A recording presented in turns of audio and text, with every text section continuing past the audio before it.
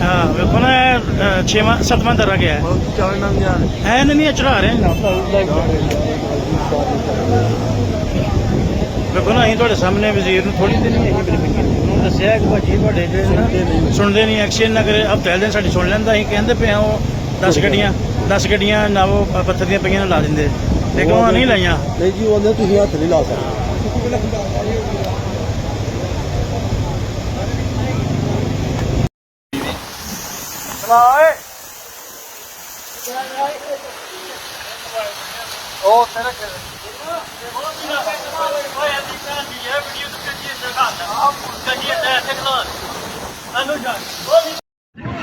वेख लो भाई ने ग्रुप आंदा जे गड्डियां डेढ़ के लैके आन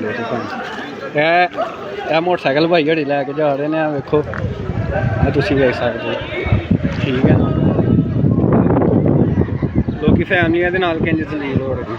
1 to 5 है सारा डुबया